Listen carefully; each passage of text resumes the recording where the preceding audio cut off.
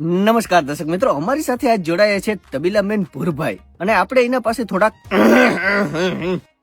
જીરીક અમને લેજે હો. તો હું હાલે છે તમારે? ડીઝલ વાળી રામાયણ હાલે.